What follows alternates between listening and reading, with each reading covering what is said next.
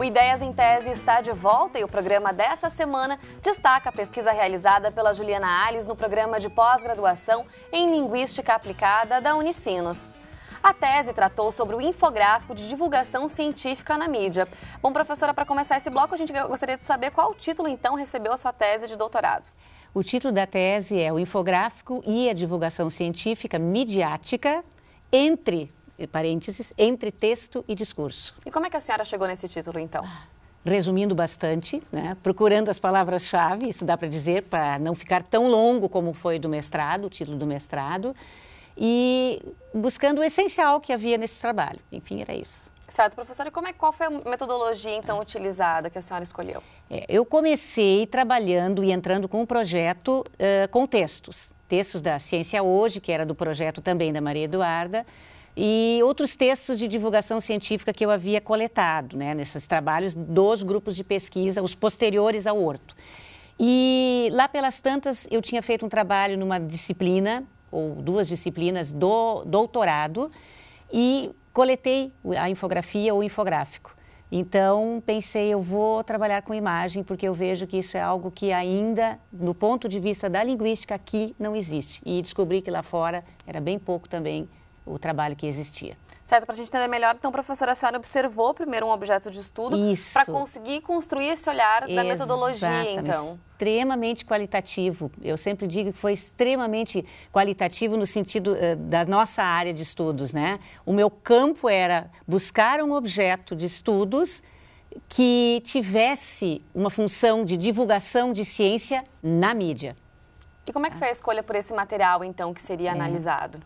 O material eu fui coletando pelas revistas que começamos a coletar pelo PPG, lá na sala do grupo de pesquisa, e depois comecei a ir para bancas de revista, vendo outras revistas e identificando quais as que trabalhavam quase que exclusivamente ou predominantemente com infografia de divulgação de ciência, tanto para adultos quanto para jovens, tanto que até a revista Scientific American do Brasil foi uma das selecionadas, mas tendo em vista o perfil das três que ficaram focalizadas, a Saúde é Vital, a Super Interessante e a Mundo Estranho, elas compunham um conjunto um pouco mais harmônico no sentido do objetivo que eu teria de análise dos infográficos, porque a Scientific trabalhava muito perto do acadêmico, não tão popular, embora fosse mídia, seja mídia. Eu acho que é uma outra pesquisa. A gente identificou como outra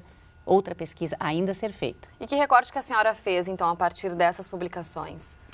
Infografias isoladas ou infográficos dentro de textos, marcando, pontuando, referenciando aspectos do texto ou complementando.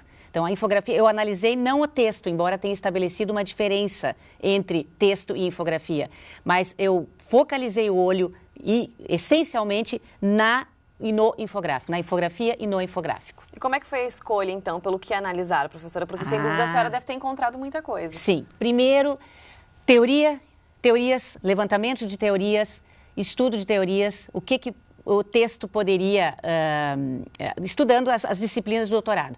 E olhando o texto, o que eu fiz? Coletei e fiz uma pasta, tanto no computador quanto uma pasta impressa, né, com xerox impresso, colorido, e aquilo eu olhava todos os dias com uma tabela ao lado.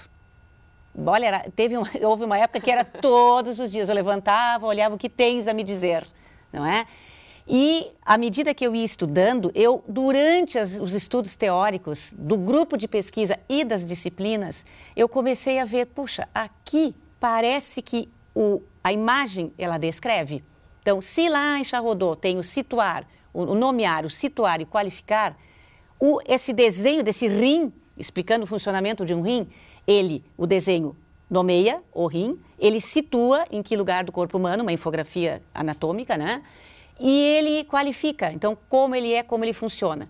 E assim eu fui procurando, então, teorias sobre o descrever. Assim ocorreu sobre o narrar e o explicar, porque a infografia ela tem um caráter bastante instigantemente explicativo. E que teorias foram essas utilizadas? Primeiro, Patrick Charrodot, tanto com seus livros de linguística e a grammaire que ele tem, a gramática, quanto todo o trabalho que ele estabelece com o estudo da mídia. Depois, a linguística textual de Adam, que tem um trabalho bem recente, inclusive de retomada das teorias dele, né? E que a gente estudou em aulas e no grupo de pesquisa. Então, eu fui descobrindo, puxa, mas isso aqui tem a ver com aquela imagem, isso aqui tem a ver com aquele desenho sobre a história, a evolução da bicicleta, um infográfico sobre a evolução da bicicleta, história, né? E tive que aportar na semiótica e fui para semiótica plástica, e esse foi o grande desafio, porque essa parte ela costurou aquilo que não havia nas outras teorias ainda tão claramente, e não existe porque é mais linguístico, que é o estudo da imagem. A semiótica plástica me propiciou esse estudo e é por aí que eu estou trabalhando por agora. Como é que a senhora chegou então? Olha, leitura, observação, conversas com professoras do próprio PPG, né? Algumas, como a professora Maria da Graça e a professora Dinorá, trabalhavam com isto, mas de um outro enfoque, de um outro ponto de vista. Mas foram fundamentais porque elas me mandaram para um caminho de leituras e de estudos. E foram, olha, o último ano, o penúltimo ano, eu li quase que 90% de semiótica, artigos assim, bem recentes de pessoas que estudavam cinema. E outro autor que nessa pesquisa apareceu foi Flor. Era um discípulo de Greimar, da semiótica, né, que trabalhou só semiótica plástica. Aqui no Brasil, nós temos Ana Cláudia de Oliveira e Lúcia Teixeira, tá, que também tem um trabalho muito inspirador, que foi muito inspirador na minha análise. E teria mais algum ponto a ressaltar nesse aspecto, professora? Talvez alguma dificuldade que a senhora tenha passado nesses 4 anos de pesquisa? Pois é. É que foram dificuldades apaixonantes. Eu olhava para aquilo e descobria, mas isso tem uma solução.